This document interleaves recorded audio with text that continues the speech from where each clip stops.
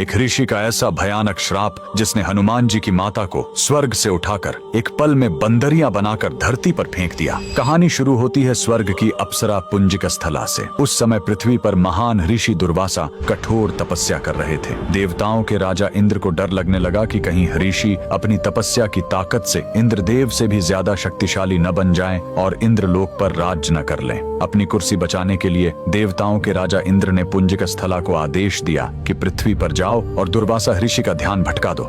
इंद्र के आदेश पर वह ऋषि के आश्रम गए और उनकी तपस्या में बाधा डालने लगी। ऋषि दुर्वासा ने गुस्से में आंखें खोली और उसे श्राप दे दिया। तूने एक चंचल वानर की तरह हरकत की है, जा पृथ्वी पर तेरा चेहरा भी वानर जैसा हो जाएगा। अप्सरा ने रोते हुए ऋषि के पैर पकड़ लिए। तब ऋषि ने दया दिखाई और मुक्ति का उपाय बताया। जिस दिन तुम भगवान शिव के 11वें रुद्र अवतार को जन्म दोगी, तुम वापस अप्सरा बन जाओगी। इसी श्राप के कारण उस अप्सरा ने पृथ्वी पर वानर राज कुंजर के घर बेटी के रूप में जन्म लिया, जिनका नाम अंजना पड़ा। बड़ी होने पर उनका विवाह महान वानर योद्धा केसरी से हुआ, लेकिन श्राप से मुक्ति पाने के लिए उन्हें एक पुत्र की आवश्यकता थी। इसलिए माता अंजना ने हम्पी के इसी अंजनाद्रि पर्वत पर भगवान शिव की घोर तपस्या की। सालों की तपस्या से शिव जी प्रसन्न हुए और वायुदेव के माध्यम से अंजना के गर्भ में दिव्य शक्ति स्थापित की। और तब इसी पहाड़ी पर जन्म हुआ बजरंग बली का। हनुमान जी के जन्म लेते ही माता अंजना का श्राप टूट गया। आज कर्नाटक के हम्पी में स्थित